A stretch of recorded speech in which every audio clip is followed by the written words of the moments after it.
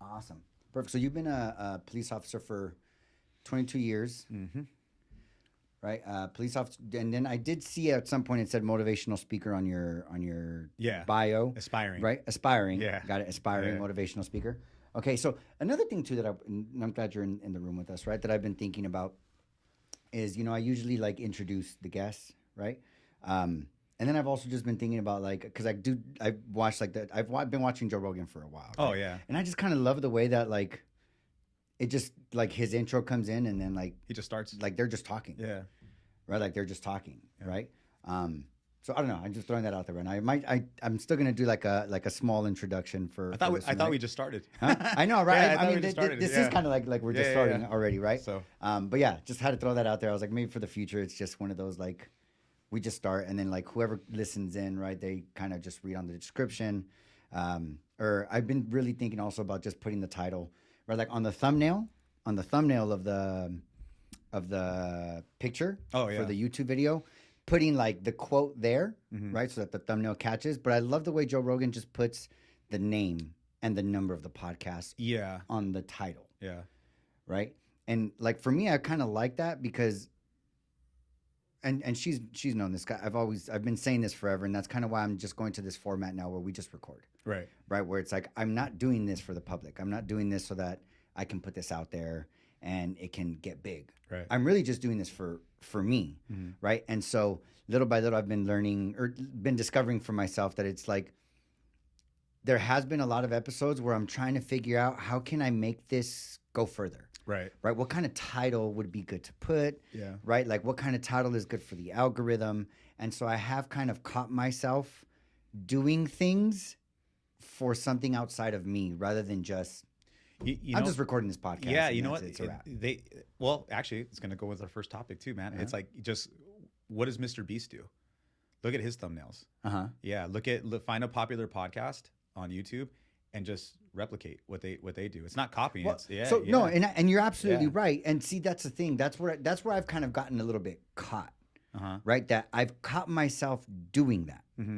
I've caught myself researching how can I do things similar to other people's other people so that it can also maybe get the most awareness, get the most attention, which I think is great. Right. Which I think is something that once I have a team or once I'm actually more consistent with the content, really doing the research to do that. But right now that I'm just starting, right now that this is really just trial and error, and I'm just doing it really more for me than to put it out there. Right. I've been kind of discovering for myself that it's I should just, not that I should just, right, but that right now that it's really just for me, there's no point in researching how are others doing it so that I can do it similar, right? Yeah. It's just keeping it simple, right, and to the point. And for me, the point is just putting the content out there. Gotcha. And getting the practice of doing the content, right? So yeah, I think this episode really already just started. I think naturally we already got into this, right? I think we're there, right? Naturally we already got into this. Yeah. But just for context, how's it going, everyone? Welcome to On the Mic with JoeCee. The introduction happened a little bit differently this time, but to kind of give you guys a little bit of context of who my next guest is, my next guest has been in law enforcement for 22 years. Has been creating content on his page, which is, what is your Just IG? Adam Garcia. Adam Garcia, but there's some numbers after it. 0402. 0402. Garcia, Adam Garcia 0402. So make sure you guys go ahead and follow that page. He's been posting a lot of empowering content, positive content. And this is an episode I've really been excited to have. One, because I've been wanting to have a cop. Right.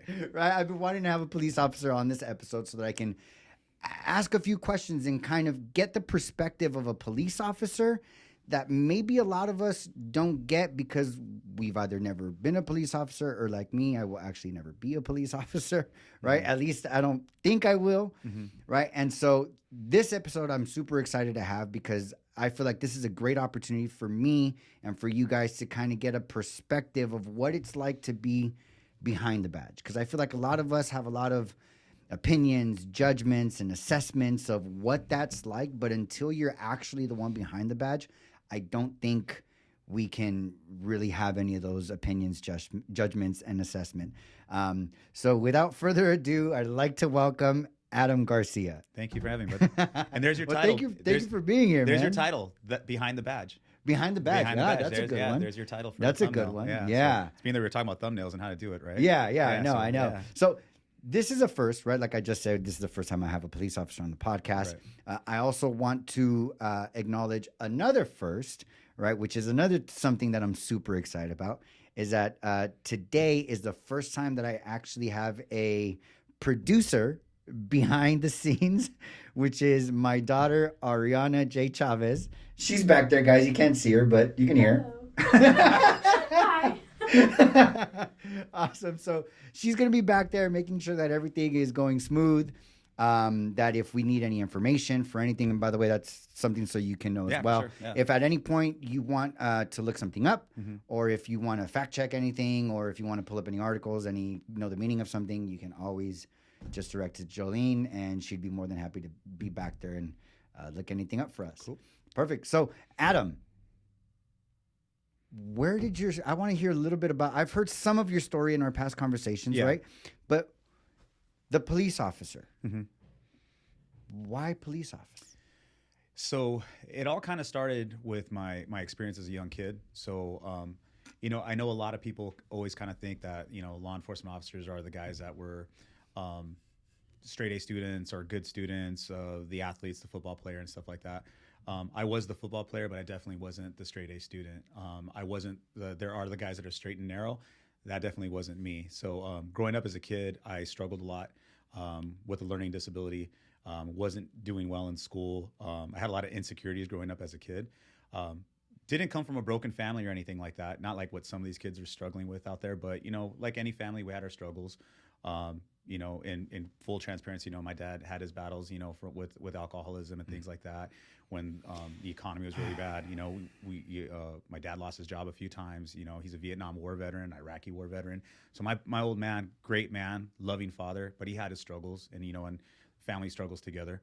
But then I didn't make any things easier. So I didn't make any things easier. So like, again, my parents were great. My father was he's a great man. Mother's a beautiful, loving mother. But I had a lot of struggles growing up, just with a lot of insecurity, growing up with a learning disability, being constantly teased by kids. And eventually, my tolerance finally broke one day, because I was constantly getting bullied, constantly getting into fights. I wasn't good at school, but I liked to fight. And that I was good at. And so one day I took a fight too far, and I ended up getting arrested for assault with a deadly weapon. And that happened on campus. And so wait, you said got in a fight, but where did the deadly weapon come from? It was a belt. Yeah, it was a belt. And there's a stupid story to that too, is that I had a cousin that was living with me at the time who was a little bit on the criminal element side. And he told me one day in a conversation that, oh yeah, if you're ever in a fight, and you don't have anything, just bust out your belt. And so that's, again, stupid 13-year-old brain, is gonna listen to that.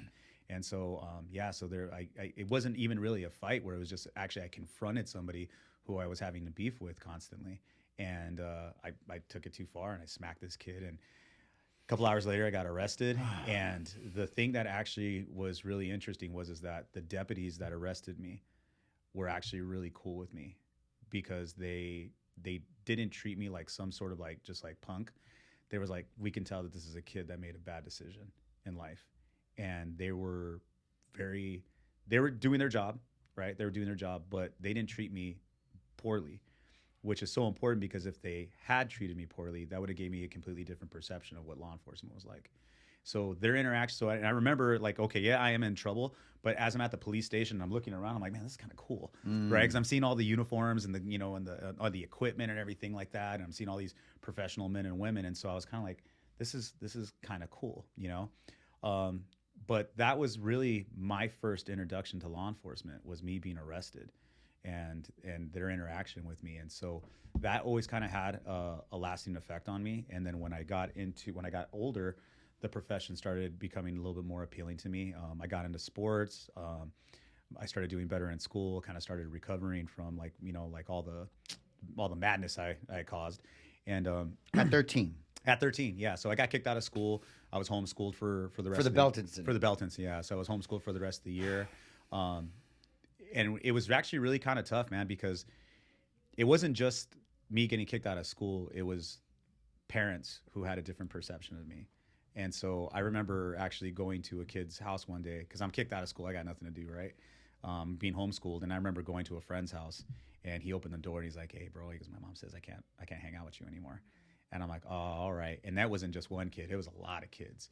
And so I was in Little League Baseball at the time. So everybody, I was the gossip, man. Like, oh, my God, you hear what Adam Garcia did and everything like that. So there was a lot of embarrassment, a lot of shame that I brought upon my family because I did what I did. But back to how I recovered from it is got transferred to a new school, started playing, got involved in sports, started playing football. First time ever playing tackle football. Turns out I was pretty good at it. And my confidence started building up. And I just started becoming a little bit more. I was never a studious person.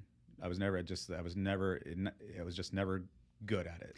So let me ask something real quick though, you may see me interrupt every now and then just because I want to. There's a few things that I'll hear sometimes where I'm just like, I want more clarity on that, right?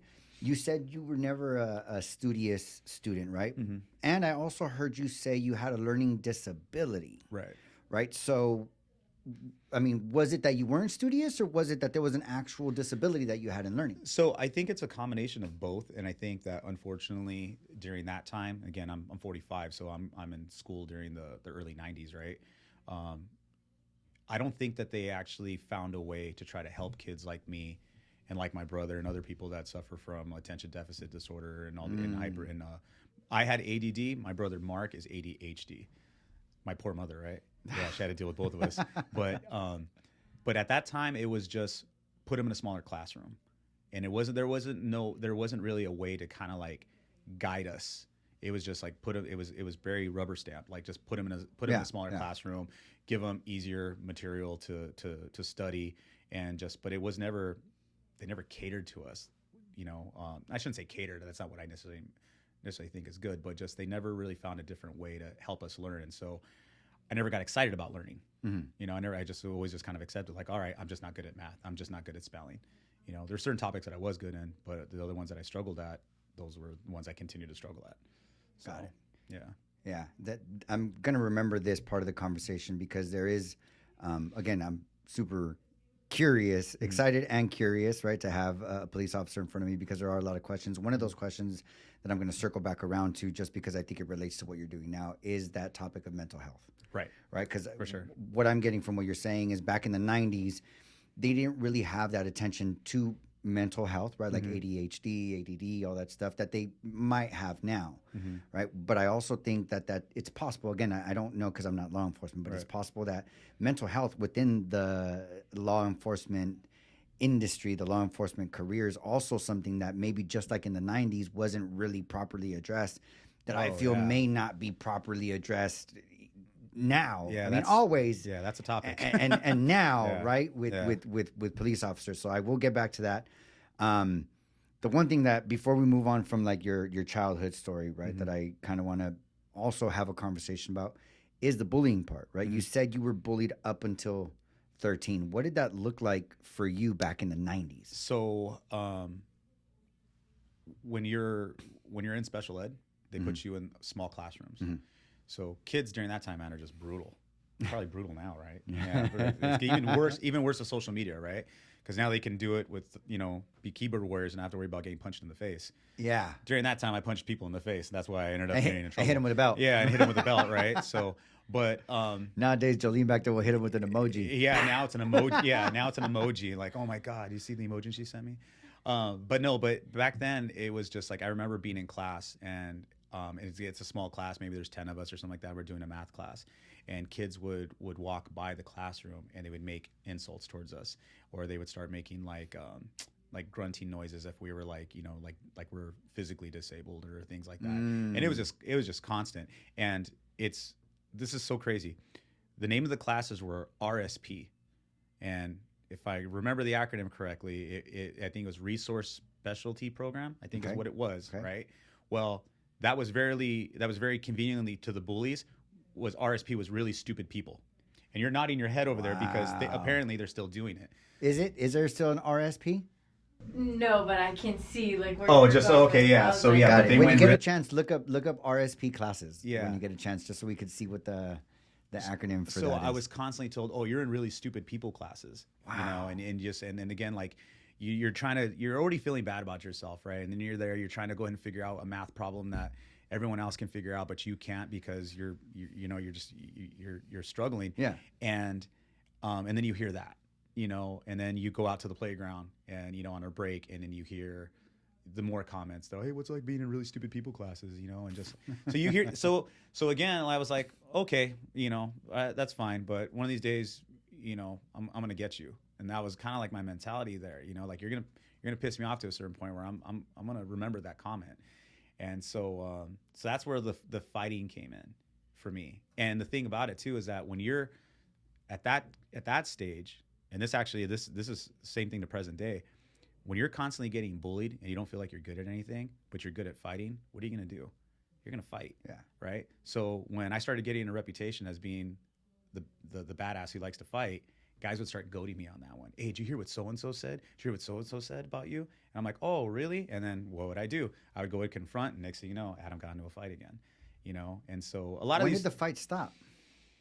After I got arrested. So at 13. Yeah, okay. Yeah, the games were Okay. over at that point, man. Okay. Yeah, because at that point I was like, all right, I took it too far. I actually got into a fight in front of a teacher in a classroom one time.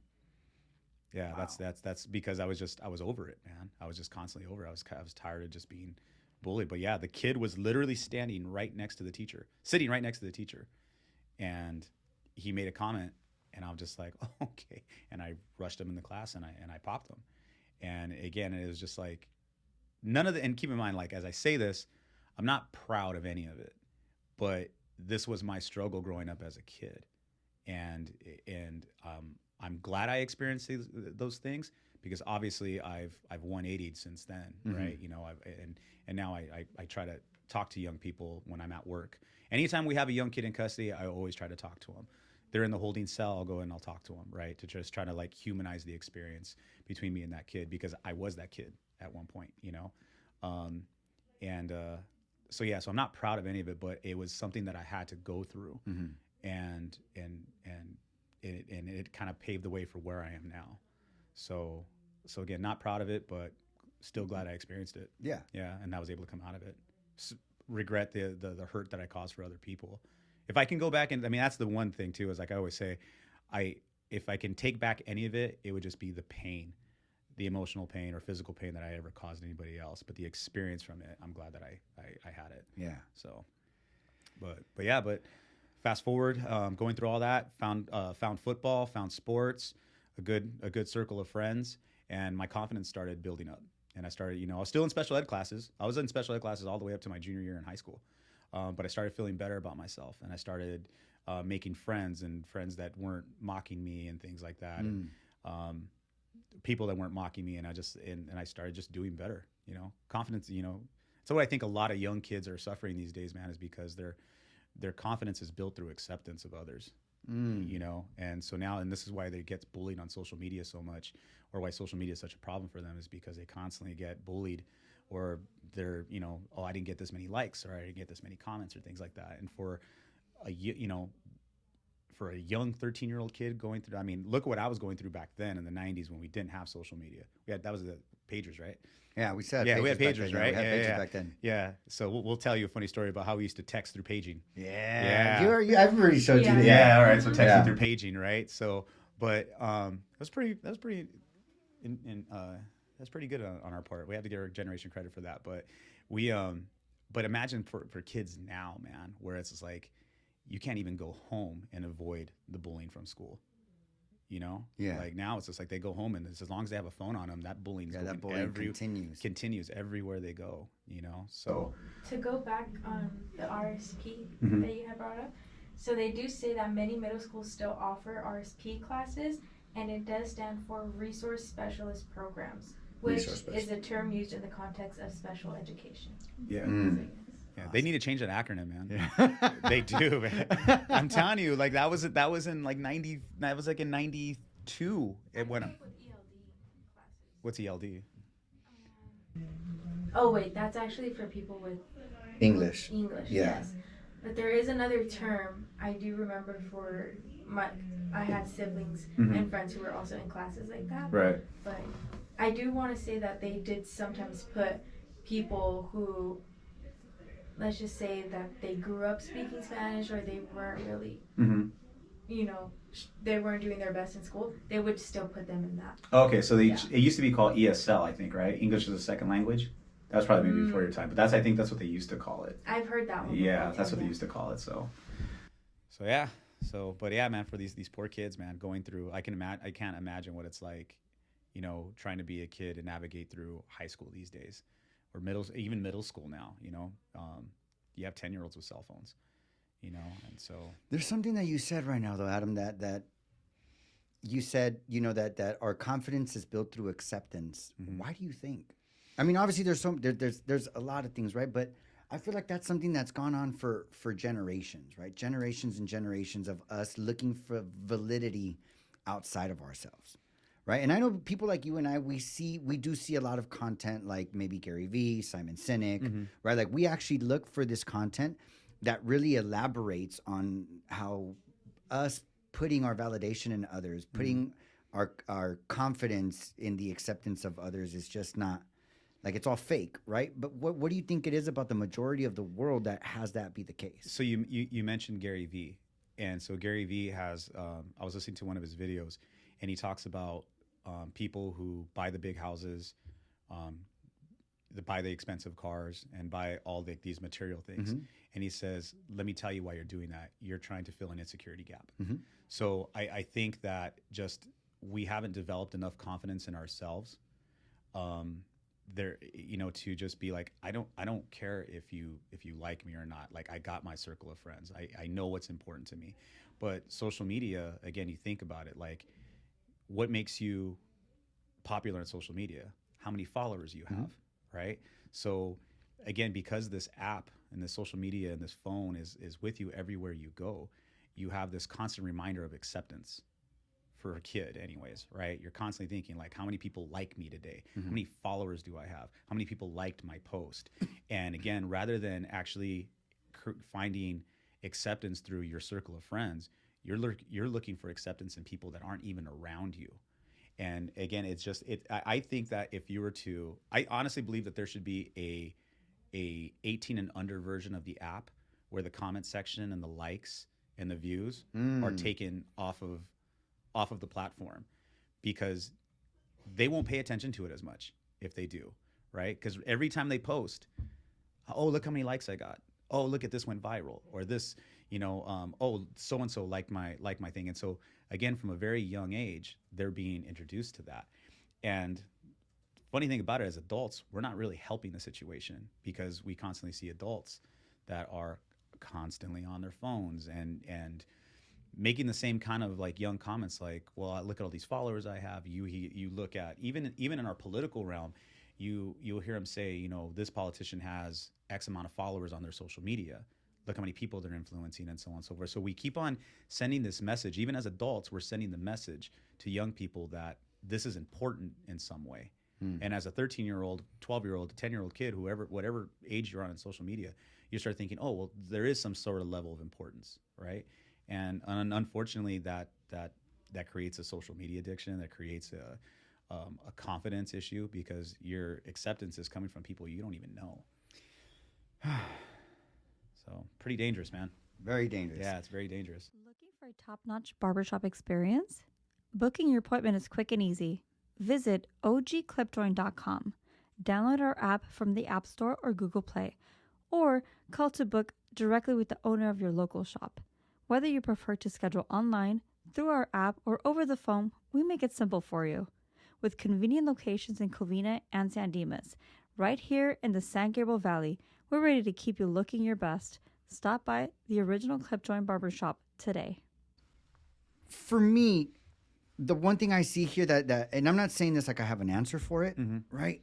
I don't feel there's an answer for it right now. And I think the scary thing for me is I don't really see a solution right now with this conversation. Is I believe it does and always has started with parenting, right? Like I've been fortunate enough to take like communications courses, right? I've been fortunate enough to look for the kind of content that you and I are talking about, like Gary Vee, Simon Sinek, and Jordan Peterson, and all of these different people. Some of the people that you post on your page, right? Like I've been blessed to have the opportunity to be aware of a lot of these things, and all of these things, every single one of them, always point back to parenting. Absolutely. It always points back to parenting, where our confidence comes from, where our acceptance comes from, the kind of relationships we look for, the kind of friendships we look for.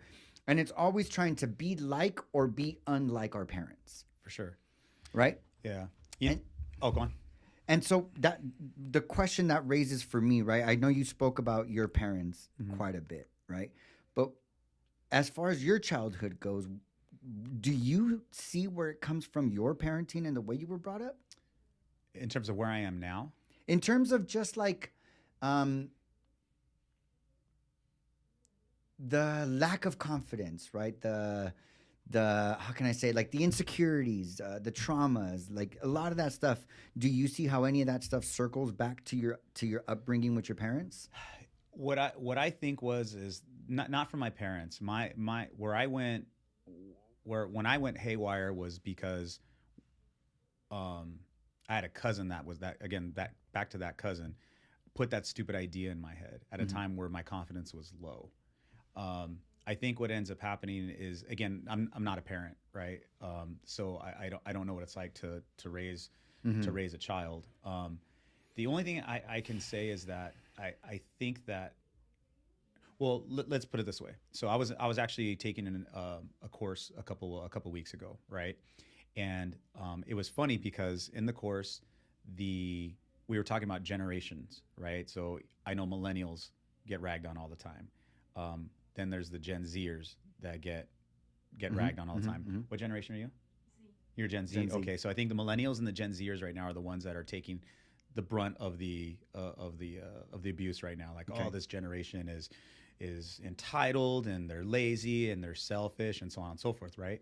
So we're actually talking about that generation. Now, there was a lot of, I don't want to say elderly, but there's a lot of people like me in their 40s that were in this course, and they were starting to talk about the problems with that generation, right? So the one student that was from that generation, I think she was a millennial. She said, "I understand what you guys are saying, and what you're saying isn't true, but who raised us?" Yeah. Who raised us? Yeah. It was you. You're talking shit about the generation you raised. Yeah, you raised. So again, so I know Gen X, man, like we're a bit salty, right? Like we're indestructible. We rode in the back of trucks without seatbelts, and that's all that shit's true. But at the same time, though, we're also the generation that created technology and put it in our kids' face so we didn't have to be parents, right? And so then we just continued it.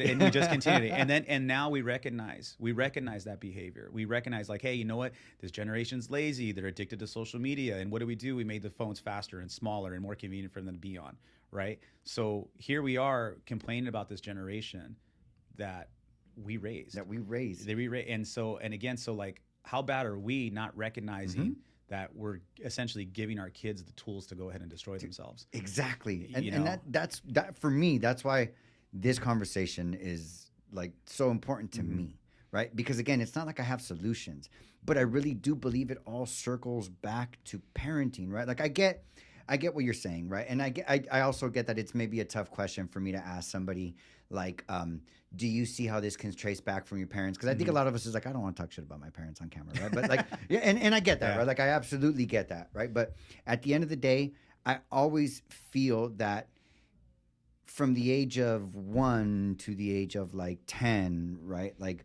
we are our kids. We have the opportunity to be our kids' superhero. Like, we are kind of like their world, right? Like, if they look up to anyone during that period of their growth, right? It's us, right? Like, they look to us as the people they look up to, right? Or the older brother, right? But if the parents raised the older brother, right, then they'd have a good role model in that one, right? But I just feel like there's as parenting, the kid would not take it as personal when somebody says you are really stupid. If from the day they started understanding language, their parents were like, you're fucking amazing. Right. I'm so proud of you. Right. Great job. Right. Like, again, I'm not saying let's give 8th place trophies. I'm not I'm not up for the 8th place trophies. Like, no, like if you get 8th place, I feel like you should also let your kid know, like, hey, you suck. You you were great, right, in what you did, and you got 8th place, right? There were 7 people that just were better than you, right? Whether it was because they worked harder, they practiced more, or they were just more talented, right?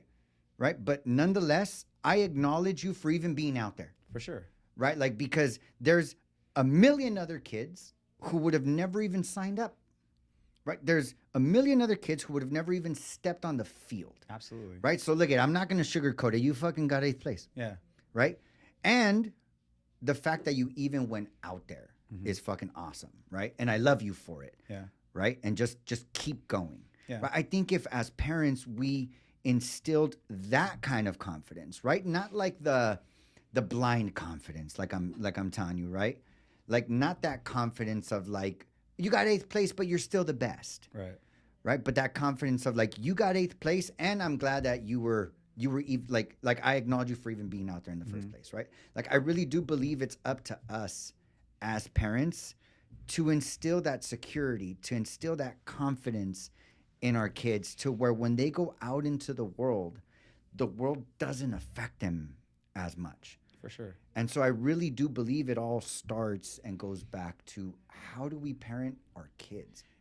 And you probably understand. I'm sure you understand this more than I do. But the other thing too is that before, when we look back to, when our parents were being raised, there was usually one parent that worked, right? So usually dad was at work, mom was at home, doing the most important job, which was maintaining the household and taking care of the kids, right? The house doesn't exist without mom in that situation. But now you have mom and dad who are constantly at work, putting in 40, 50 hours a week to go ahead and raise a family now. Both parents are out of the picture. When do they have time to be parents? And so when we talk about trying to finding a solution, who has them the vast majority of the time? The schools do. So what are the schools doing to try to help mom and dad while they're at work deal with this type of problem, right? What are they doing to go ahead and realize, like, hey, you know what? Our kids have a social media addiction, and we can see it in their performance. We can see it in their behavior. How can we help mom and dad with this situation?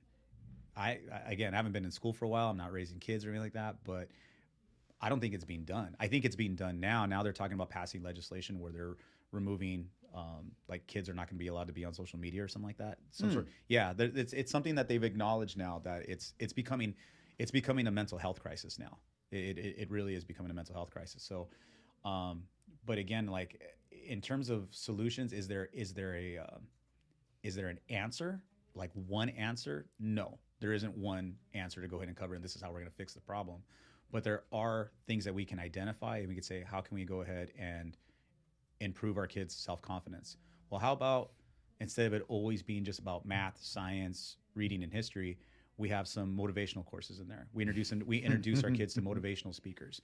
We let them listen to Eric Thomas, right, the hip hop preacher, right? We let them listen to Tony Robbins. David Goggins is. I love that. Yeah, I love that guy, but that guy's intense. It's not really high school, because you know all the MFing that he does and stuff like that. But his story definitely can help people, develop their confidence and so on and so forth. So I think that we unfortunately, I think we're just looking at things like, oh, this is a problem.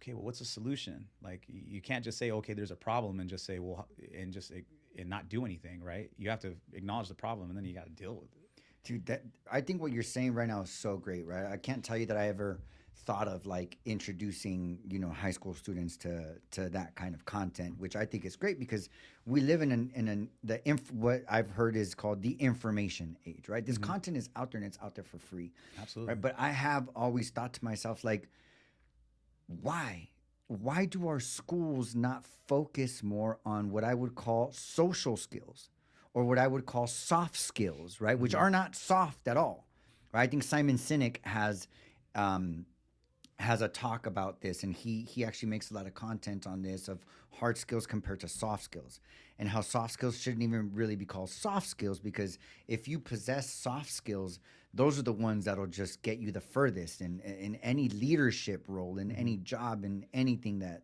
you do, right? But that's one of those things that I've always thought, man, like, I really believe that more students in school, that there should be classes on emotional intelligence. I think really that's ultimately it. For just sure. Emotional intelligence, right? Yeah. How to be with people. It's not just always about memorizing math, memorizing history, but like, how can you be a leader out in the world? Have you, so for example, this, like we're talking about like the whole addiction to social media and how it's kind of, sending kids, left when they need to be going right. I can't remember the speaker. I wish I had his name, but he actually says this. He says that if you live for people's acceptance, you will die from their rejection. When is that a lesson that's ever been taught to kids? As bad as the problem is right now, when have we ever had educators come together and say, that's a lesson we need to teach our kids? Like, why isn't there a course? Like, yeah, we have PE, right? Where everyone, pretends to work out for 20 minutes a day, right? Or 60 or whatever the length of class is. But why don't we have a class that's teaching kids about the dangers of social media, right? The dangers of constantly texting on your phone and constantly saying, hey, what's up? Like sending all these messages to different people and just hoping that someone responds to you and things like that, just so you can communicate rather than go down the street and play with your friend. Like, why aren't we teaching like the importance of one-on-one conversations and socializing with our friends? That's how we were raised, right? We were down the street and we looked like a get-along gang, right? Everyone's on their bikes and everyone's having fun and you had your beefs and you had your little play yard, schoolyard fights or things like that, a little shoving match or whatever, and then you squashed it and then you moved on and you guys are playing the next day, right? But now that doesn't exist anymore. Instead, kids are, again, back to the whole Instagram and social media thing. They are taking those negative interactions everywhere they go now. Oh, I need to say this. I need to respond to this. Why aren't educators teaching, hey, ignore it. Ignore it. It's not as important as you think, right? And now instead we got kids. You literally have kids that are committing suicide because of things that they're reading on social media, or because they've gotten unfollowed by a certain group of friends, right? And yet we're just still teaching math, science, history. And those are all important, right? But we're not addressing the things that are actually really affecting the mental health of our kids. Have you ever seen how the Japanese, how they raise their students? No. How they raise their kids? It's really, really interesting. So I think it's up to the 4th grade. They don't do tests. They don't do grades. They do basically behavioral instruction, teaching them the importance of being to school on time, cleaning up your workstation. They did teach them like everything, right? But it was social behavior is what they were teaching them. But they weren't graded on any of that stuff. In Japan, they don't have janitors in their schools. The kids are responsible for cleaning up their schools. Wow. Yeah. And it's funny. So one of my coworkers, he was telling me that his wife is Japanese, and so he went out there and he says it's crazy because you will see kids that are 10 years old on the subways, self-navigating to school on their own. He said they look like little humans. He said like little adults, little miniature adults. He says they got their book bags and they go to school and they walk into school and they're completely unattended. He says they just teach differently, right? And so why aren't we starting to look at where other places have been successful and try to adopt some of that, right? I remember getting grades in the 4th grade, getting tested and, oh, okay, well, you failed, Adam. You didn't do that well, okay? And now what happens? People start making fun of you because you got the test. How did you not get that? It was so easy, whatever, And then that starts that whole cycle of bullying. But what if everybody is just taught that you're all on the same playing field right now? Okay, we're grading you on your manners, we're grading you on your discipline, your ability to show up on time, and so on and so forth. Like actual life skills. Yeah, we're not teaching actual life skills. We're not. So, but you should check it out. You should check it out. Something's got to change, man. And I really do think, I can't say I know when, right? Or that I see it happening like within a certain period of time. But I do have faith, right? I am optimistic that we will see change in a lot of those things when it comes to our school system. I feel like a lot of our generation, maybe even the generation, right, like after us, is having these conversations. They are opening up their awareness to these type of things that are going on in the world, kind of like the Japan thing, right? Yeah. Things like that. And like, for example, what comes up for me is I have one of my really good friends. He was episode 8 of the podcast. I went to high school with him. His name is Gabriel Quiñones. Shout out, Gabriel. He's actually the mayor of La Puente. Oh, yeah. Yeah. He's the mayor of La Puente, and he's one of those guys that I really look up to, that I'm just like, fuck, man. Like, that's a guy who talks about change.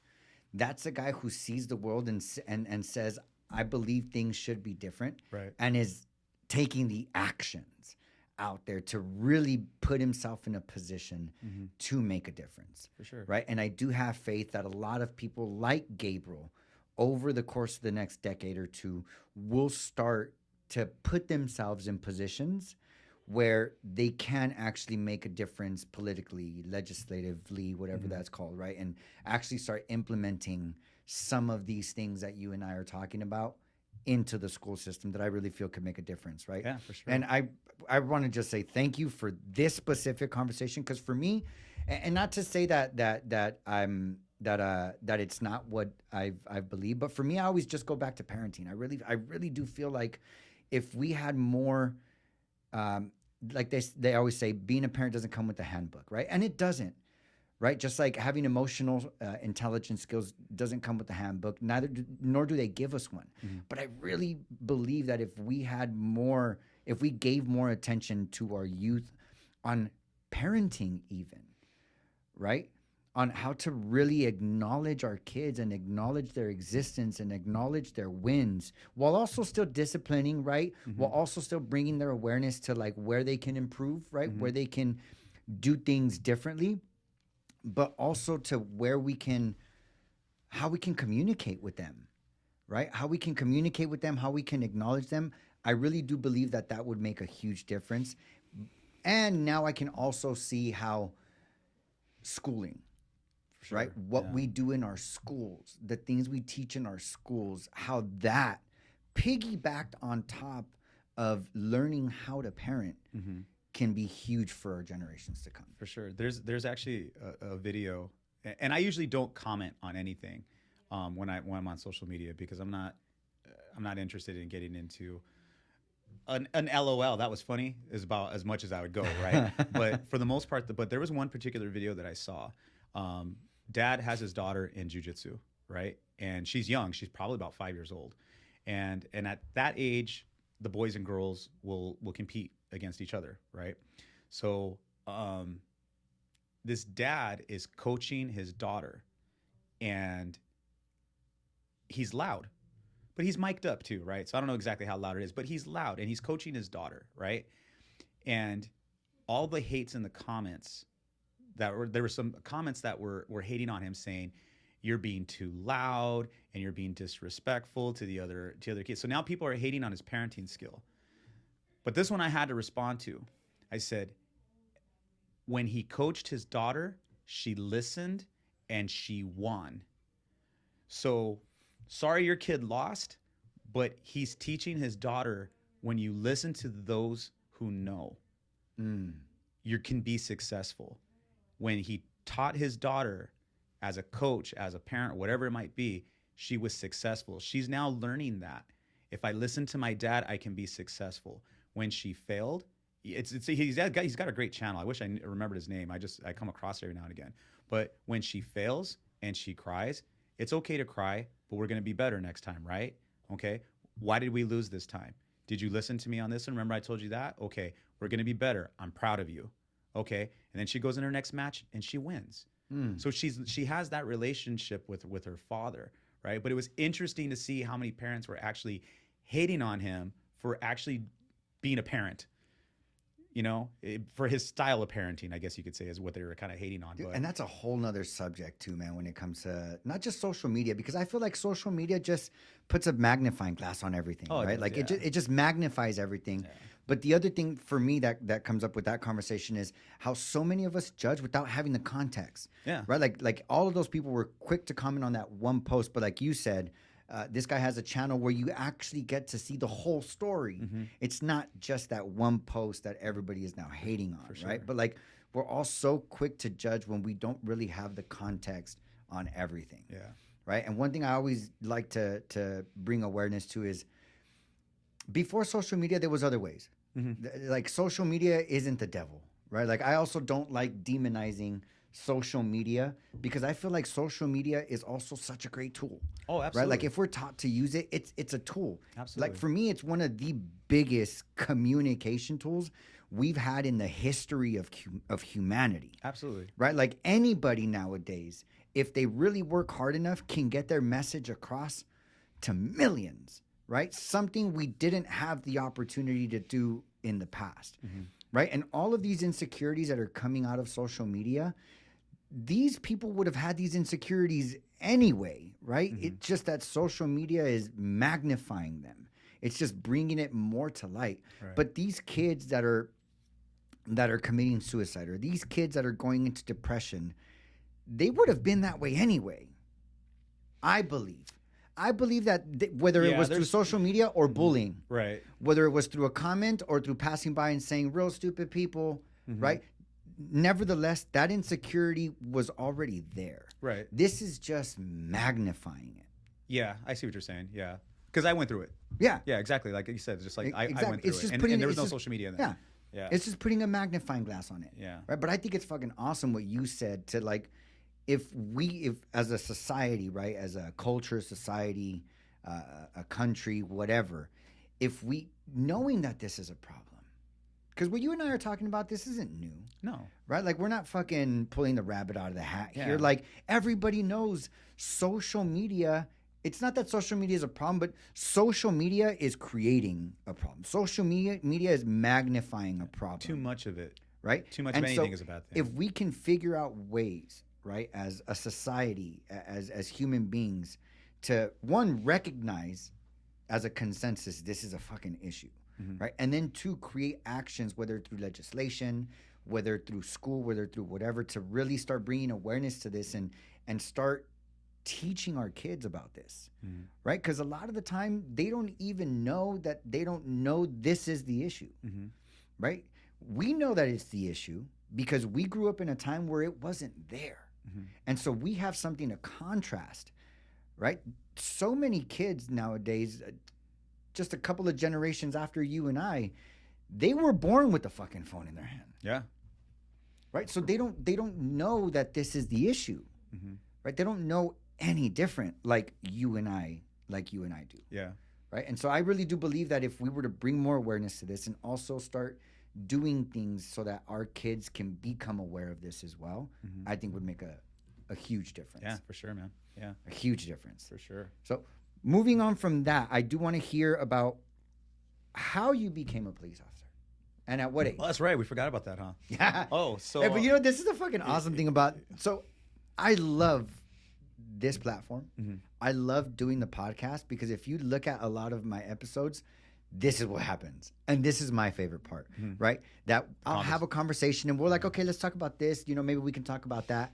But one thing that for me always fascinates me is that we just get into it and we could just talk about so many different things. And for me, that's one of my favorite things about doing this podcast, that it'll just go off. Yeah. Right? Yeah. But yes. Yeah, that whole social media thing was further down the list. Yeah, I know, right? That was supposed to be one of the last things we were talking about. So how I became a cop. So for me, again, like having that experience, that early life experience dealing with the deputies. And again, these just to give them, I always wish, man, that I can go back and talk to those guys. But after my arrest, got into school, started getting my grades up, started finding confidence in myself through athletics, sport, baseball, football. A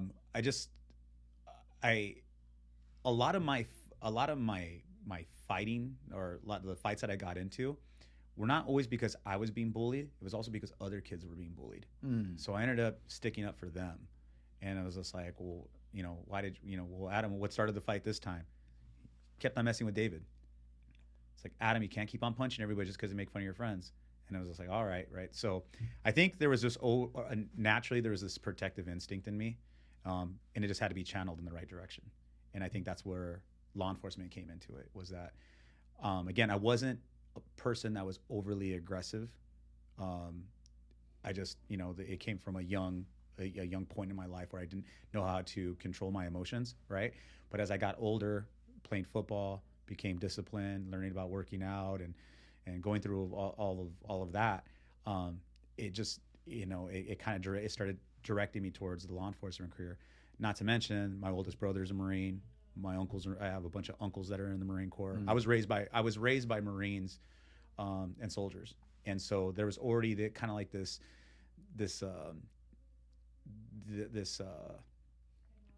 how would I say it? There's already like this example of service, right? And being in a uniform and so on and so forth. So as soon as I graduated from high school, again, I didn't went into the workforce, started working in any way I possibly could. I was dog trainer at one point.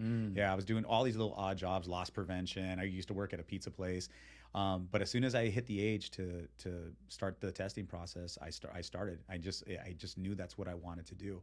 Never looked at anything else. And so at 22, I started the process, and 23 years old, I was in the academy. So, and that's how I became. But I think that was the thing that really just kind of led me, was this. I knew that I wanted to be, from an early age, I wanted to be in the service of others. It was just I can't really explain it. It was just kind of a calling. I didn't look at it as a job. I was like, this is what I want to do. I hated gangsters growing up, man. Hated seeing those guys on campus, and just, remember back then, before the gangsters of your generation are all hipsters now. They're weird. Yeah, they're weird. They're weird. But remember back then, it was the slick back hair with the hair, and the ball, the lobes, the Pendletons, solos, the khakis, the solo. Or remember the solos? Solos. So the jeans. Oh yeah. I grew up went that. I promise you, those are back. Oh, those are back. The solos, the BF counties. Yes, but it's not gangsters that are wearing it. It's your hipsters that are wearing it now. Yeah, so it's like dressing like a gangster becomes like a trend now, But so I mean, what is that now? Like in high school right now? I know you're not in high school anymore. You just graduated, but like in high school, do you still see a lot of like what we consider cholos? Yeah, except I refer to them as wannabes. So they're not actual gangsters. So they will claim that they're from somewhere. They will tag up, wherever they go, but in reality, it's more of talk. I feel like nowadays, like, people, they'll have a weapon, and that's their, like, they just feel like, oh, I got something, like, don't mess with me, and that's their only way. Where back then, it was more of, like, fighting, like, fist fighting. Okay. So quick to be like, I got this, but don't do Shake. anything. I have a question for you. Sure. So you said that you knew from a young age that you wanted to be in this, like, in the service of others. Mm-hmm. I don't know if this is a question kind of in alignment with what we were talking about, but how does it feel to be, like, to want to be in a service for others, but the particular service that you're in is seen as not so much a disservice, but in a sense a disservice because there's a lot of hate towards cops overall. So I think that, so that's a really good question. So the modern day policing is, but it depends on who you're listening to, is seen as oppressive because of the communities that we're in, which is predominantly Black and Hispanic communities. Those communities, because of past failures of generations of law enforcement, were raised just not liking cops.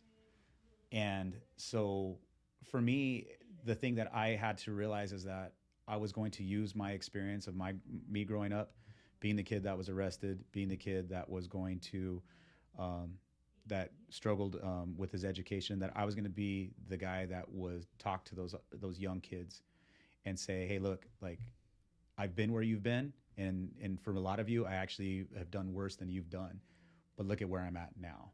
And to try to humanize the relationship between the uniform and the community. A lot of people just look at it as just like this opposing force, right? And if you just have conversations with these kids and these young people and make your interactions with them positive, that's how you start making the change. But it is difficult, especially after 2020, after the riots and everything like that. It was just it became more difficult. But you're not gonna change everyone's opinion. You just help who you can. Yeah. So I know that LA is not going to really be much better in 5 years when I leave it. You know, it's not going to really be much better. But I try to help who I can when I can. You know, if I'm able to say one thing that gets a kid out of a gang, or makes them choose a job rather than a gang, or be a father rather than be a criminal, then I can say my job was a success. And that's how I have to look at it, just little small victories. So one thing that comes up for me as you're speaking about this is, in your experience, right? Because I do believe that there's a lot of people who join law enforcement with that intention, right? With that intention of making a difference, right? I also see a lot of things like she said, or like you just said too, about like 2020. I also see a lot of things that can make that very difficult. In your experience of people you've worked with along the years, how difficult is it, and what do you see is what sparks the change in a police officer to one day just be like, man, fuck this. Like, I really wanted to help people. I really wanted to make a difference. But, dude, fuck these people, man. Like, this shit sucks, right? That, like, I'm looked at this way, right? That every time I fucking pull somebody over, all I'm doing is getting attitude. Right. And I fucking show up to somewhere and they're just, like, hating, right? Like there's got to be a breaking point to some officers, right? And for you, in your experience, what have you seen has been for some officers that break point where they're just like, man, I'm done? That's hard to answer because I'm not them. I don't know what type of radio calls they've been on or what type of interaction that they've seen that for them it was like, man, fuck this, You did see a lot of animosity during 2020 because of what happened. With the riots and everything like that. And just so we're clear and anybody has context, you're talking about the George Floyd riots. Yeah. So okay. And one thing I'm curious about, though, I also did some research, right? And back in 2016, there was like the Mike Brown, the Mike Brown and the something Ferguson case. Ferguson. There was like 3 cases all in 1 year, right? What was so different about the one George Floyd 2020 case compared to like the 3 2016 cases? The pandemic, everyone was at home. They had a lot of free time, and they were all on their phones, and they were all getting this. They're all getting this painted negative version of law enforcement, and they had nothing else to do except go wild. That's the big difference. It was, and the other thing too is this. The Michael Brown incident was investigated, and the officer was found to be within the law. Right? It was determined to be a justified shooting. There was nothing justifiable about what Chauvin did to George Floyd. Got it. That was so that one right there. And again, just with everyone being locked up in their homes, worrying about their livelihood, or not their livelihood, their livelihood and their lives. Their life, because they didn't know what the hell was going on. People were going to drop dead outside. Yeah, you're not going to drop dead outside or anything like that. Just outside of that, I mean, it was just, it was a perfect storm for that thing to go ahead and blow up the manner in which it did. So, but in terms of like everybody and anything has a breaking point. The truth is that I think most officers are out there really trying to do the best they can with the skill set that they have. Right. I often kind of when you talk about like people that just kind of just say like, just screw it, I'm done with this kind of thing. That was happening a lot in 2020 because, again, every day you came to work, it was, you fucking pigs, fuck the police, your police stations were tagged up. It was just constantly. And it got to a point where a lot of guys are like, okay, next time you get robbed, call a gangster. Somebody burglarized your house, call a crackhead. Let's see what kind of service you get there, where it kind of gotten to a point where it was like law enforcement was like, okay, some guys are just kind of like, I ain't going to risk it for you anymore. Okay. Because we were all painted with a broad brush, and again, that incident happened in Minneapolis, right? Yeah. Minneapolis. And they were rioting in Los Angeles like we were the ones that did it, like it happened in Los Angeles, right? And so a lot of us were just kind of like, you know what? Good luck without us. We're gonna shut it down. And nationwide, some agencies did do that. Some agencies did like, all right, we're gonna go ahead and show you what a day without law enforcement looks like, and it didn't look good. It happened in a couple of agencies where they just kind of shut it down. Wow. So I think were there times where I felt like that throughout my career? Yeah. Yeah. Of course. Yeah, but it's just it's a human reaction. The only thing is you have to see the greater good that you're serving. Mm-hmm. You have to realize I remember for me it's just like, look at those kids out there that are growing up in this madness. They didn't ask to be brought into this, right? And when it comes down to this kid being able to go and play out in his front yard without gangsters being around it, that's something that we can do, right? That's something that I can. That's a change that I can make that neighborhood safer for that mom and that father to raise their kid in a gang neighborhood and not make it a gang neighborhood anymore. You have to find pride in things like that, right? It's little small victories that you have to understand that you're like, you know what? I didn't take anybody to jail today, but me making that left-hand turn onto that one street that's known for with high gang activity, I don't realize it, but it stopped a drive-by shooting right now, right? So you have to understand that you're in law enforcement. You're never it's never like it's not instant gratification for what you do. It's a thankless job, and so you have to understand that your presence out there is making a difference, regardless of just regardless of whether you take someone to jail, regardless if you had a good public contact that day. You're out there making the community safer, and you have to have little victories like that, and that's what kind of keeps you moving forward. But if you don't acknowledge that, you'll be a pretty miserable cop, and you're going to be the ones that are going to cause problems for us later on. Yeah, that definitely makes a lot of sense. Mm-hmm. One thing that you said right now that was something that actually my daughter and I were talking about earlier. How you said I didn't take anybody to jail today, things like that. I know that, not that I know, but based off of conversations I've had, like I said, I had conversations with my daughter and other people.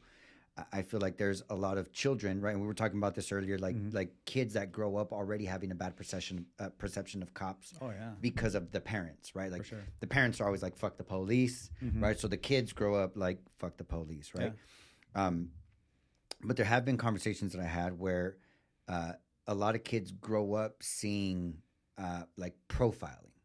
Right. Like where a lot of kids grow up seeing their dad get pulled over just because of the color of his skin, right, or the tattoos he wears, or the look he has, right? Like, how is that? How can I word this? So for you guys, where's the line for law enforcement between profiling for negative or like pulling somebody over because you really feel like there could be a concern there? So to say that racial profiling doesn't exist would be a lie. Yeah. Absolutely. Does it exist? Absolutely it does. Does it happen on the grand scale that people are making out to be? I don't believe so. Okay. What I think a lot of people confuse is that there is racial profiling where I'm pulling you over simply because you're black, you're Hispanic, you must be a criminal, versus criminal profiling, meaning that you are black, hanging out in a Hispanic gang neighborhood, and the local Hispanic gang neighborhood and black neighborhood are beefing right now. So I need to go ahead and investigate this, right? There is the thing that we tell people is that there is racial profiling and then there's criminal profiling, right? We are taught to look for the suspicious activity that is associated with criminal behavior. So just like I said, that example right there is that, you know what, we a lot of times when we're making detentions, we have more information than people actually realize. Fuck, I never even thought you know about that. So again, so like for example, I always look at this contact. So there was you guys have actually probably heard about it, where chain snatch robberies were really popular because the price of gold was through the roof, right? So over in my area, there was a lot of chain snatches that were going on. So cars were just pulling up, see a cat walking down the street, and just go and pop the chain, and they would take off. So we had information of a particular vehicle. It was a white sedan, female driver, black passenger, right? And we see that vehicle matching that description, and hey, that might be the vehicle we're looking for. So we go ahead and pull it over. Started talking to the guy, and we were able to determine pretty quickly that these weren't the people that we were looking for, right? These weren't our suspects. And so you can tell that he was a little annoyed that, you know, that he got pulled over and stuff like that. And so I took the time to talk to him and say, hey, look, boss, I have no doubt that you've had negative interactions with law enforcement, and some of that might be you thinking it was because of your race or whatever. Yeah. You know what? But I want to let you know that's not what this was about. And I took the time to explain to him what we were looking for, why we were looking for it. And as you can see, you kind of match that description.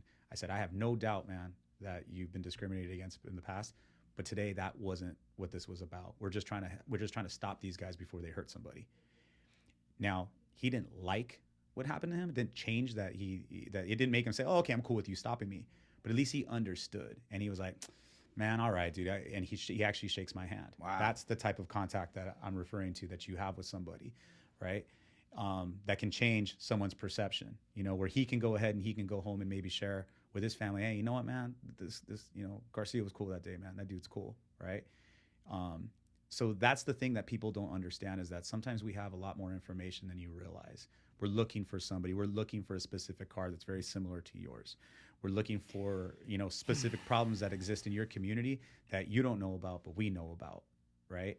And so those are the things that we try to get people to understand.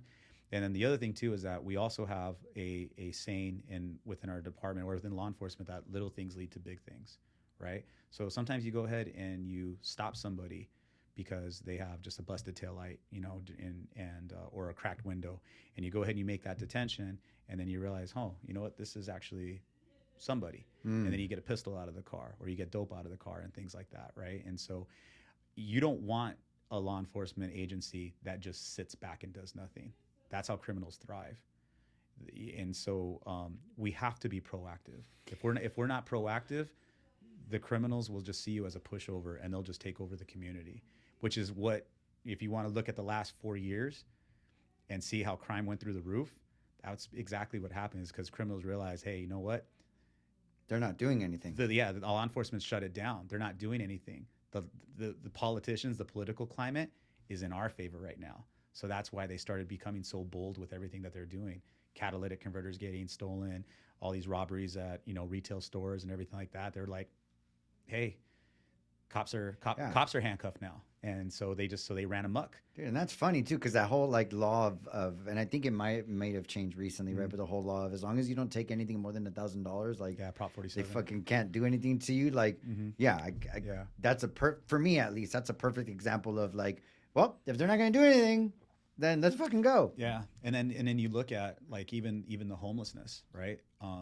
That's happening right now. Like all the problems that you are seeing right now, I can tell you, and if you know, I'm pretty sure, like, you know, people like they'll go to my profile, but there's a link on my Instagram profile that's a podcast that I did with a guy by the name of Jorge Ventura, and I talk about Prop 47, 57, AB 109. These were all public safety initiatives that were passed, and unions all up and down California said, do not pass that. If you pass that, we are going to have huge problems with homelessness, drug addiction, and crime. It's not going to happen overnight, but it is going to happen. And if you look at what happened over the last 4 years is when the Hill finally gave way. And that's when all the crime came through. We told them, don't do it. Don't do it. Don't legalize drugs the way you guys are. Oh, it's only a misdemeanor. That's basically, it used to be, it's actually kind of funny. So I would make a detention, right? Catch a guy drinking in public, right? He's drinking a beer or whatever. I go and make that detention, do a pat down search, and find out that he has meth in his pocket. And he would be like, "Oh man, these are my cousin's pants, dude. I just grabbed them on my way out the door, man. Oh, come on, like help me out." I'm like, sorry, bro, that ain't gonna fly, right? And you take him to jail. Today, officers will make a detention. I got meth in my right pocket. Give me my ticket and be on your way. That's literally how it changed. And so what ends up happening now is that when you look at that, right, that was part of that whole Prop 47 thing, is that now instead of me taking somebody to jail and letting them dry out for 10 days and maybe make a phone call to a loved one and say, hey man, I'm in county jail right now. I need help. Okay, come help me. I'm not saying that jail is the best way for all of this to the solution, but at least they were off the streets and away for drugs for 10, 15 days, right, while their case got processed. Now it is, give me my ticket, take my dope, I'm going to go buy some as soon as you leave. That's literally what they do now. So what ends up happening, their drug addiction just spirals out of control, right? So because there's nothing to even interrupt. There's nothing to intervene now. Like now, because I get nothing will. I mean, something like that won't stop it. But like you said, those 10, 15 days could cause an interruption. Cause something, right? Something like a classmate that I graduated the academy with. Her brother was meth addicted, and he was in jail for what we call a hot prowl. He broke into a house while people were there, right? And so he was in county jail. And when his mind finally got right, when he kind of detoxed, he called his sister and said, "What happened to me? What's going on? Like, what did I do?" He did wow. You know, so, but he's good now. They were able to go, the family was able to intervene and help him. But what you're seeing out like in downtown LA and Skid Row and stuff like that, that people want to say that it's a mental health problem. It's a drug addiction problem. It's a drug-induced psychosis issue that we're dealing with out there. So we see all these little things that, like where I'm talking about, where, you know, people just see it as simple drug possession. Oh, they're gonna get you know, high. That's their problem. That's something they need to deal with on their own. Until it becomes everybody's problem. And now you look at what downtown LA looks like now, right? Now that drug addiction isn't just their own problem. Now it's everybody's problem. You know, now you got people getting assaulted on the streets and just completely, just by random attacks, hitting with, you know, it's bad, man. Yeah, it could get pretty bad. So, but back to the whole thing we were talking about, like the difference between criminal profiling and racial profiling. Yes, the racial profiling does exist. But the vast majority of the time, we're looking for criminal behavior, not actually the color of your skin. Yeah, and that's something I never even thought about as far as like knowing more, having more information as to why somebody gets pulled over, and not having it just be because of somebody's race. Yeah. So. Yeah. I think you said you had something. It sounded like you had something to say. I did. I had two things, but one thing. What would you consider?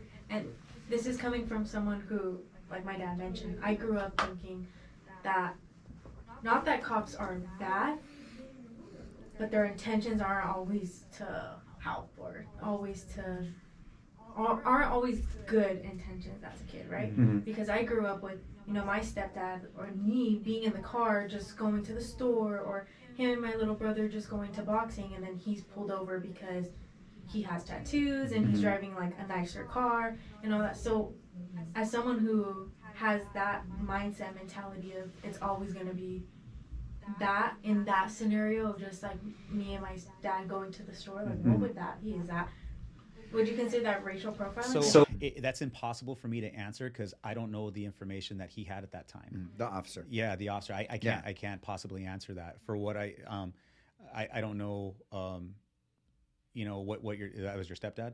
Yeah, like I don't know what his history was, what his relationship was with the officers, the deputies in the city they lived in. Not sure if he was on probation or parole, or he had something that you didn't know about, or anything like that, or he was just having to be driving a car that was similar to one that just committed a robbery. I don't know. You know, it's impossible for me to answer that. And another thing that he said that I thought was really that you said that I thought was fucking like, to me was like, was how like that. Maybe, and I mean, and I used, you know, his stepdad as an example. Like maybe in the moment that your stepdad got pulled over, it happened to be within a neighborhood that was known for activity of some sort, and his profile matched the profile of certain individuals, right, in that area, and it just coincidentally happened to be that like he's gonna get pulled over simply because he matches some sort of profile of something that's going on, some sort of activity going on within that area, whether it's the car, whether it's the look, whether it's whatever, right? But it's not because of him personally. It's more of there's a lot of context going on in that neighborhood, in that area that may have caused something like that to happen. And the other thing too is that like there's behavior that certain people participate in that we recognize as gang behavior, right? Now, I'm not saying that this was your stepdad, but like, for example, if you have a gang member, right? You guys, an active member of a gang, whichever one it might be. And let's say his hair is all shaved down and his head's all blasted out and his arms are all blasted out with gang tattoos or whatever it might be. If he's showing them, that's him trying to fly the flag. That's him letting him know, hey, I'm still active. He wants people to know. The gang members that we've dealt with, not all of them, and that's not one blanket statement, but it's pretty consistent with what we see out there, is that when guys are trying to not drop out, but they're saying like, hey, I'm done with the gang lifestyle. I'm done with it. They usually grow their hair out because they don't want to fly those flags anymore. They don't want to get, mistaken for an enemy within their community because they're like, hey, man, like I'm done. They'll wear long sleeves because they want to go ahead and kind of conceal that part of their life, right? So if we see a vehicle or we come in contact with certain people, it's like we look at them and like, oh, those guys are active. They're intentionally trying to be active. You didn't have that tattoo last week, but you do this week, you know? And so we recognize things like that. And so again, it's not, like I said, there's so much more. Yeah, there's just so much more going into it, you know? It's kind of hard to explain, but sorry you went through that experience and you had that perception, but you know, like I can tell you, can I say that one without a doubt, it was ill intentions by the officer? I can't say that, but I can't say that they were bad either. That leads me to one quick question. Are you guys ever trained to, the same way you communicated with the person that was pulled over, matched the description, are you guys trained to communicate that at all? Like when you're like, you know, because you have your reasons and stuff like that, or it's kind of just like, oh, we pulled you over, you can go on with your day thinking it was racial profiling or this profiling? So yes and no. For me, I felt that guy deserved an explanation. For some cops, they'll just be like, I'm not going to apologize for doing my job. And as in my position now, I've been at this for a little while now, but I'm also a supervisor. I'm a sergeant, and so I monitor the guys in the field. And the thing that I try to explain to them is that in this profession, it's okay to apologize for our job from time to time because we're literally taking away your freedom for a brief moment of time during that detention. And there's nothing wrong with saying, hey, you know what, boss, sorry that we hemmed you up for a little bit, you know, but we appreciate your cooperation and everything like that. This is why we did what we did. Do you have any questions? You know, again, apologize to your daughter or your son, whoever might have been with them, to try to humanize that. Do I think that officers should do that? Anytime possible, I think that they should. I think that they should do that to humanize, to show that person who is detained that we don't look at you as just kind of like a piece of meat or something like that, right? Yeah. To humanize the contact, to say, hey, we respect, you know, your experiences in life and what you came through and everything, but we just wanted to go ahead and like let you know what this was all about. Do I think that every officer should do that when possible? Yeah. You know, but then there's some people that they don't care, man. It's just like, yeah, they don't want to hear anything we're saying. It's just like, hey, do your pat down, run me for warrants, and get out of my hair, you know. So, but we should do that more. We should do that more. Ah, man, my wheels are fucking turning here.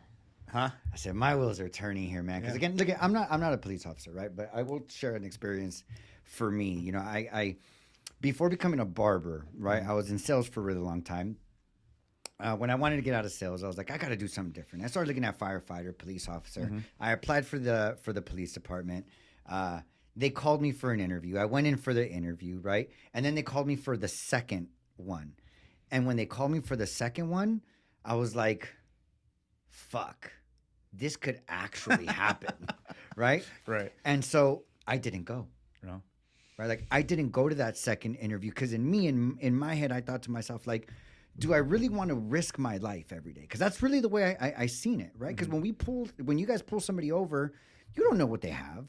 You don't know what that's going to be like. You don't know if they just fucking broke up with their girlfriend and their girlfriend was the most fucking, or their mom just, right? Like, you just never know the mental space somebody can be in, right? So anyway, with that said, right? Like, I get what you're saying in the sense of like, and I agree with you, right? I really wish that every cop would have the kind of communication and the kind of personality to really do what you're saying, right?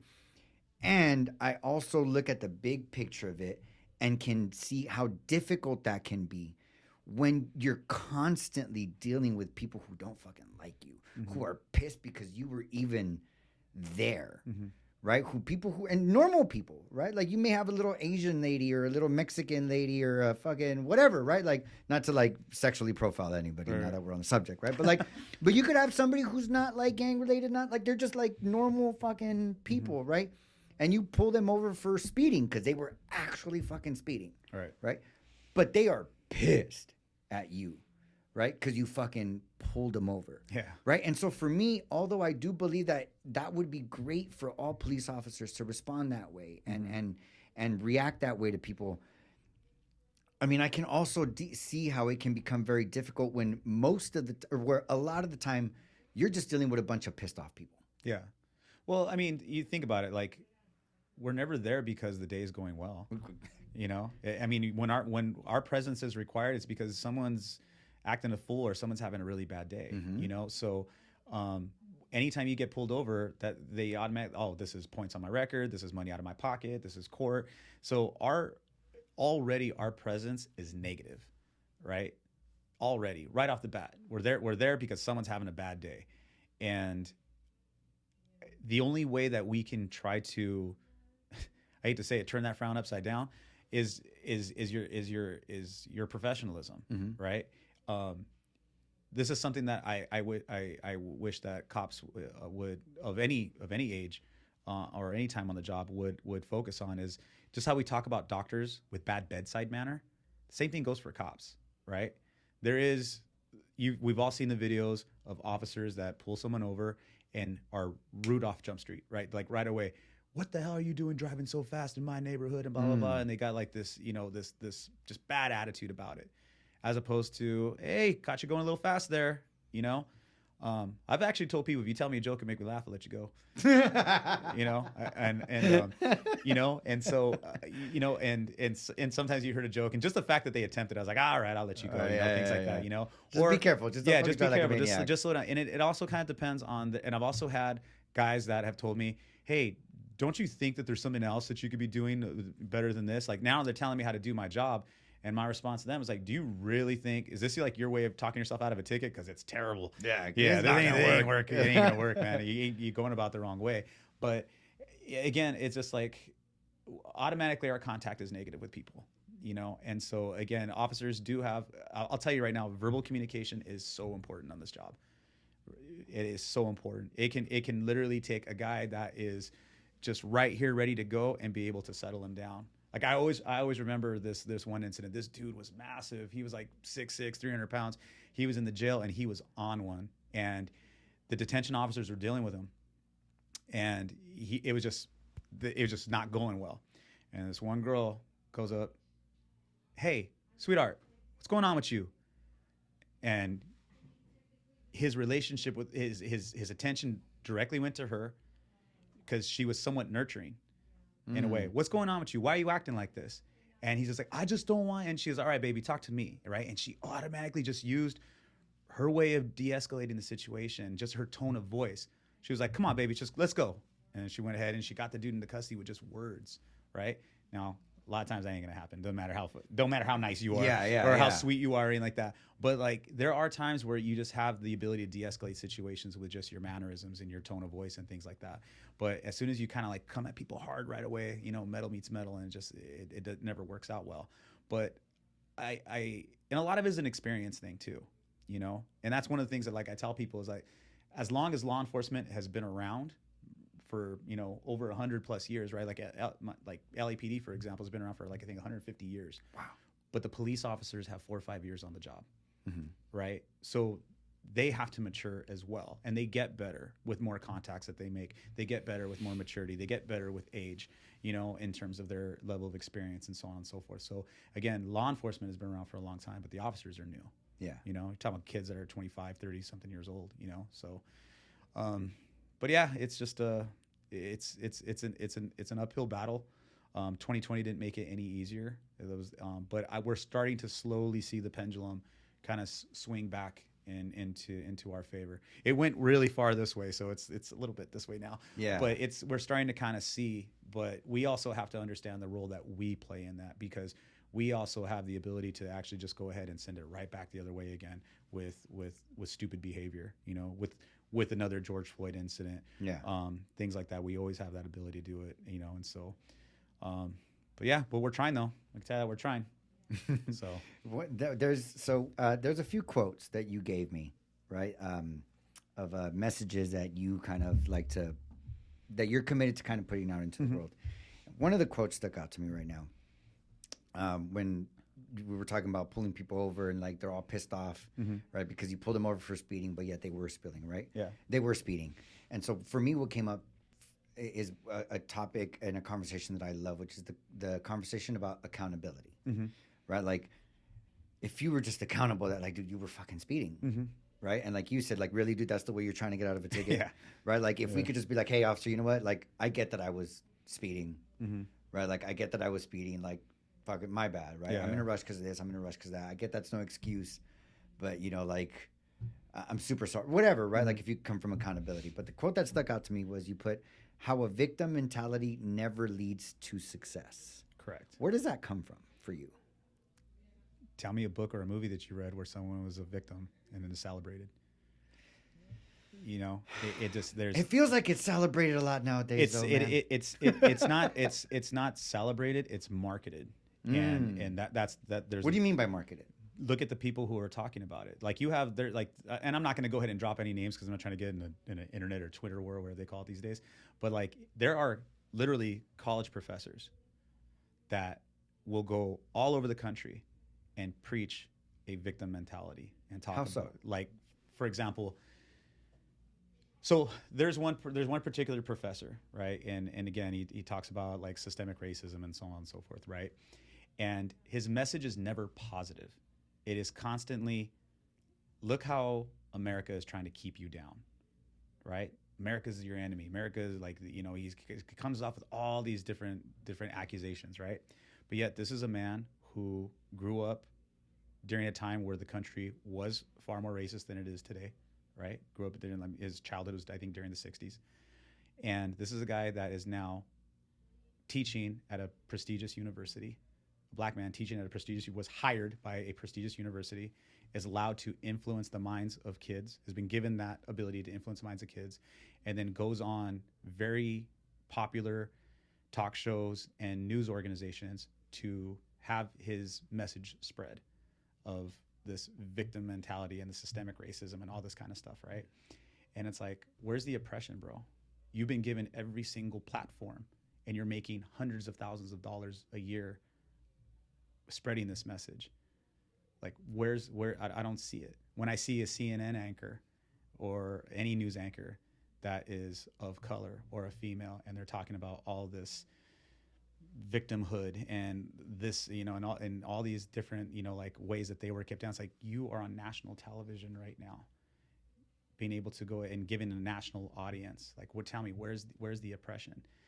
It's not saying that your struggles aren't real. It's not saying that your struggles don't hurt, But to go ahead and spread this ideology that you were constantly a victim and everybody's against you and you're never going to be successful unless this thing ends. Well, how did you do it? If I can't do it, how did you do it? I heard one anchor said, I'm the exception. An exception is you're not the exception. You're the example of what's possible. Ooh. You go ahead and you say that you're the exception to go ahead and make it sound like your situation is unique. No, there are a lot of people that have come from struggle, that have come from situations that are worse than what you've come from and have been able to find success. So this idea that people want to just like, okay, you can live your life being a victim, and you can, I look at it this way. So I believe that if you live in the darkness of your past, you'll never see the brightness of your future. That is something that I want people to understand. You can keep on looking at, you have two ways of waking up every morning. You can wake up every morning and say, you know what? The world is full of racism and hatred and everyone's out to get me. You can wake up every day and do that. And I'm guarantee you're not going to be very happy in life. Probably not going to be very successful. Or you can wake up every day and say, you know what? The world isn't perfect. There are people that are going to let me down. There are going to be people that are going to make me question whether or not I can do this. But there's opportunity there. There's people that want to see me succeed. There's people that will help me succeed. It's not going to be easy, but it's there for me. There's obviously an obvious road to take there. And it's not the one where you think that everybody's out to get you. So again, it doesn't mean that your struggles aren't real. It doesn't mean that they're not painful. But someone else has come before you that have shown you that it can be done. Okay? Don't look at people as exceptional. Look at them as an example of what is possible. And that's what I want people to understand. If I can just kind of go back to that though, but like if you look at a lot of the motivational speakers that are out there, you know, that exist in the world today, if you look at guys like Les Brown, if you look at guys like Eric Thomas, one that is very good that a lot of people don't know about is a woman by the name of Lisa Nichols, right? All of these individuals have came from struggle. You know, and again, they could have lived their life and just saying like, this is the hardships that are laid before me. This is what my life is all about. And instead they saw what was possible, right? Les Brown, one of his famous quotes is he goes, believe that you have greatness within you, right? Eric Thomas just talks about, man, sometimes you got to get up at 4 a.m. You're not successful because you don't put in the effort to be successful. You just say you want to be successful, right? Lisa Nichols, the reason I like her so much is because this is a woman that at one point in her life, she grew up in Dorsey High School, right? She's from Dorsey High School, was told that she would never be a public speaker, was told that you should never be a public speaker, and ends up getting pregnant. Husband goes to prison. And at one point she has to wrap her son in a t-shirt because she can't afford diapers. Right? This is her struggle that she's living with, right? And she could easily just say, this is my life, this is how it's going to be. But instead, she looked at her son and she said, Mommy will never be this broke or broken again. She is a public motivational speaker, a best-selling author, and a top 1% earner in the country, right? She's badass, man. She's bad. And when you listen to this woman speak, you're like, wow, like it hits you, right? It brings you to tears sometimes, especially when she talks about, you know, having to put her son in a t-shirt because she can't afford diapers, you know? And so again, everybody has, again, your struggles are real. Your struggles are hurtful. Or they're valid. They're valid, but it doesn't define you. What happens to you, what the struggles that affect your life aren't what define you. It's how you respond to them. That's what's going to define you. That's what determines your success. So that's what I really just want people to understand is that, you know, hardships are going to be a part of life, but you got to push through them, you know, and that's one of the things I told you, like, we don't have a practice life. Mm-hmm. So if you can spend and you know what, and everything that I kind of say too doesn't come because I'm all wise and knowing. I'm learning a lot of these lessons, unfortunately, at 45. You know, I'm learning them late in life, and I don't want young people to be 45 and start discovering their purpose in life. Mm-hmm. You know, I want them to hear these messages now and start applying them to their life now so they can be successful and they can go ahead and, you know, kind of pay it forward, you know, and start helping the generations that come after them to help their kids, mm-hmm. you know. So in the way that we everybody's parent, I'm sure, as a parent, and again, even me as an officer, my goal is to leave this world a little bit better for those who are still in it, And so, but that's where I'm at with the victim mentality. It never pays out. It never pays out. It just, so believe that you can do it, and you will. So. Yeah, dude, I think one thing that I'm really left with from this conversation is they are not the exception, they are the example. Mm-hmm. Right? Like that right there is that one for me was very impactful. Like the moment you said that, I was like, wow. Yeah. Like you're absolutely right. And a lot of it's interesting to me how a lot of people who are the example will go up and talk like they are the exception. Mm-hmm. Right? And then they'll complain about it. Right. Right? And I mean, really, I can see how now that's like putting that mentality on the others that aren't the example yet, right? So I thought that was awesome. Another thing that came up for me right now, right at the end, how you said, I'm 45 and I'm realizing these things now. Mm-hmm. One of the things that's been coming up for me a lot in the last couple of years, right, is I also want to be like an example for others of like, it's never too late. Mm-hmm. Right, like it's never too late. Like it's at 45, and I want people to really get like that's, like yes, we hope that others don't have to wait till 45, but if you get it at 45, it's not too late. No. Right, like sometimes people think like I'm in my 40s, how am I going to start a podcast? Mm-hmm. Boom, like you can start it, right? Yeah. Like I'm in my 50s, right? Like how am I going to buy a house? No, you can buy a house at your 50s. You can start that business at 60. Yeah.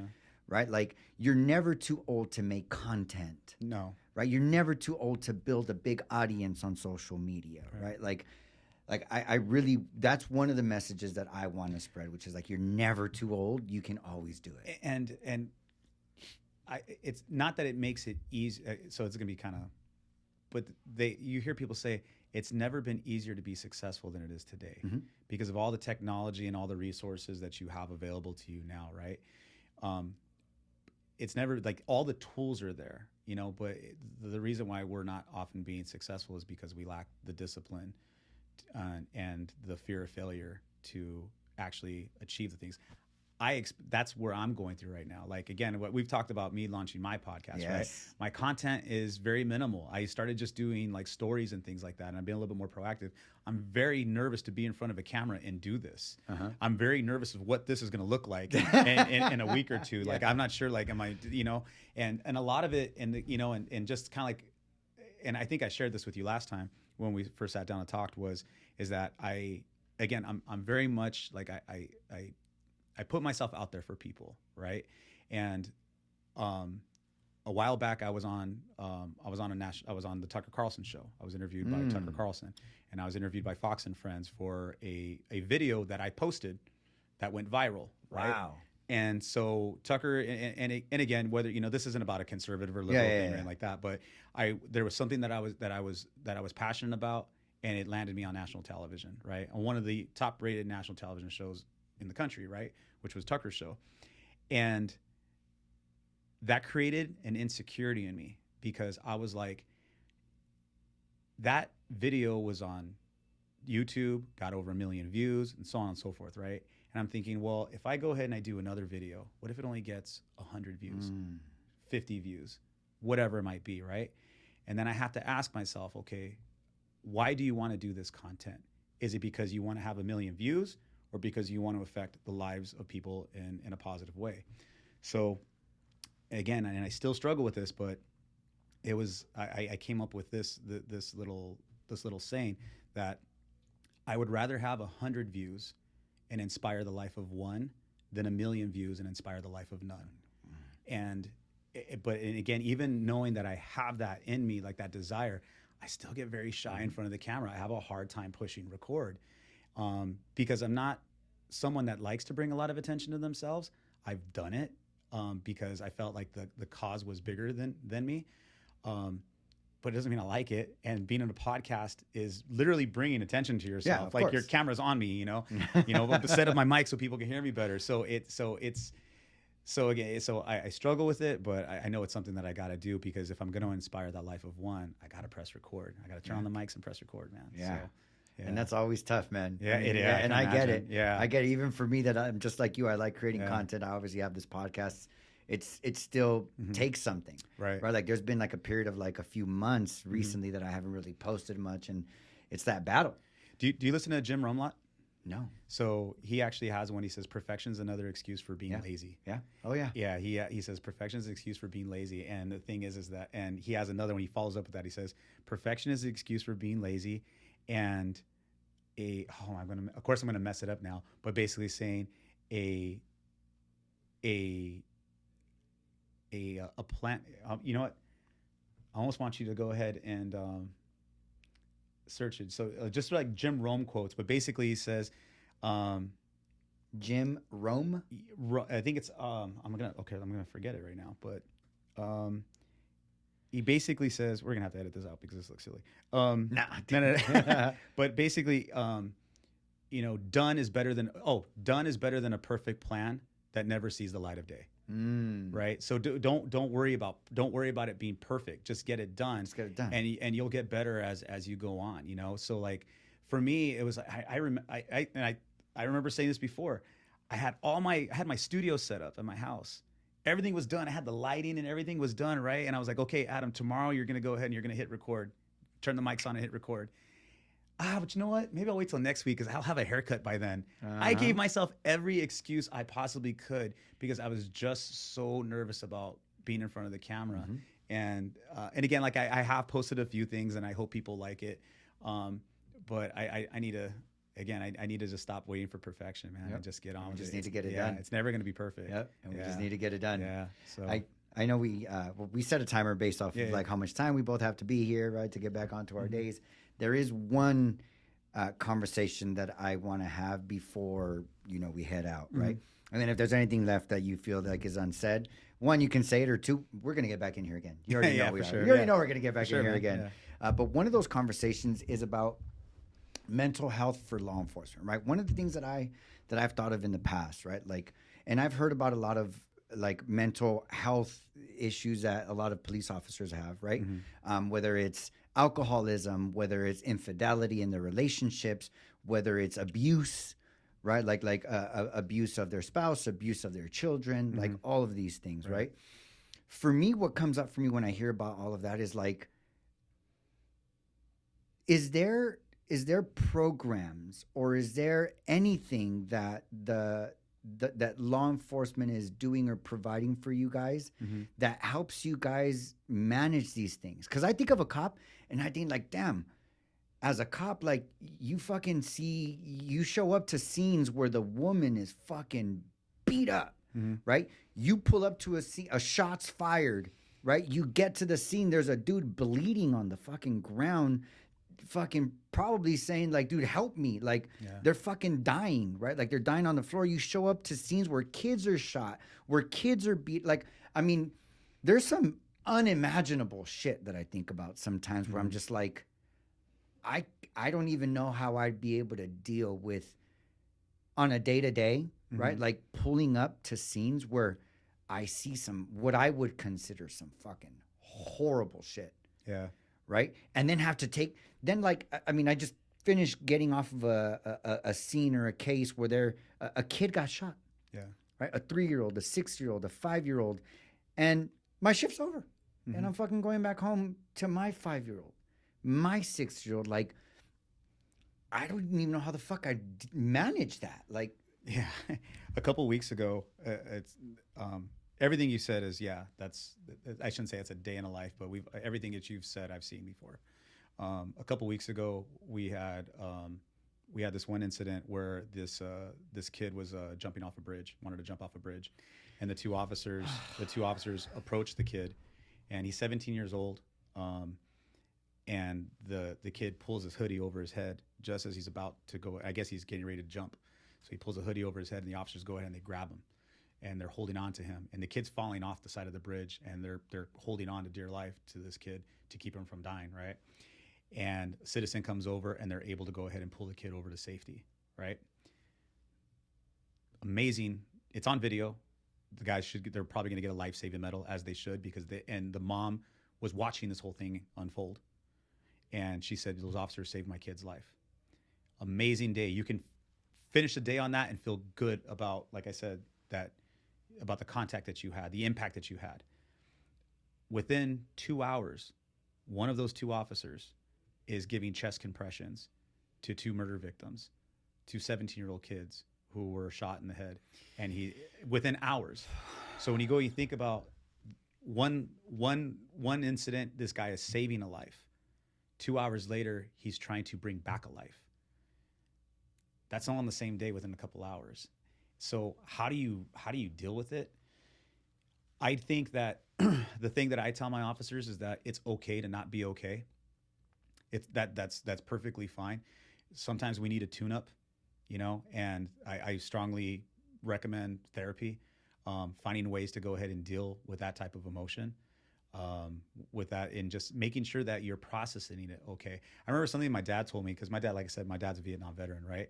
And one of the things that he told me about therapy was like, he goes, come on, man, what are they going to tell me? They don't know anything what it's like to be in Vietnam and the things that I've done and the things I've seen. And Vietnam was an ugly, ugly war, right? And the thing that I've learned about therapy was that it's not about the therapist understanding or experiencing what you've experienced. It's about them helping you process what you've experienced. And so I wish that there are resources that are out there. They're not as available as I wish that as they should be. I think that officers should have, should meet with a therapist at least twice a year, just to make sure that they're running good. Just to make sure that they're running good, that things are good at home, things are good with their kids. Because we may be cops, man, but we have struggles just like everyone else. Mm-hmm. Kids dying from cancer at home, wives that are, that are dealing with postpartum depression, husbands that are, just struggling, with their own. I mean, we're people. You guys have real problems too. Just like everybody else. We spend 40, 50 hours a week dealing with everyone else's, but our problems are still waiting for us at home as well. We have trouble making the payments. Kids that suffer from depression. We've had officers whose kids have committed suicide and things like that. I'll say this. I'm a cop in the city of Los Angeles, and I know more officers that have died by suicide than gunfire. Guys, we deal with multiple suicides a year. There are like at least 8 officers that I worked with that are no longer on this earth because they checked out. So the thing, if there is anybody from law enforcement that's watching this, hey, it's okay to not be okay. Go out there, get a tune-up. Doesn't mean that you're weak. There's a video that I posted on my page, where it's asking for help is not giving up. Asking for help is refusing to give up. And that's what I want people to understand. And then not just me, but anybody who might be watching this, is that it's okay to ask for help. That's your family needs you, man. They want you to stick around. Yeah. So, man, that's a really good one. Asking for help is not. You said it was asking for help is not giving up. It's refusing to give up. Up. And you know what that actually comes from? And we talk about parenting and everything like that. I got that quote from a children's book. Wow. I think it's called The Horse, the Fox, and the Mule. The Horse, the Fox, and the Mule. The Horse, the Fox, and the Mule. And that comes from a children's book. Yeah. So, and I heard it, was so. Yeah, any age, man, you can learn a new lesson, right? So. Oh yeah, absolutely, man. And I learned quite a few just in this fucking podcast, man. This conversation.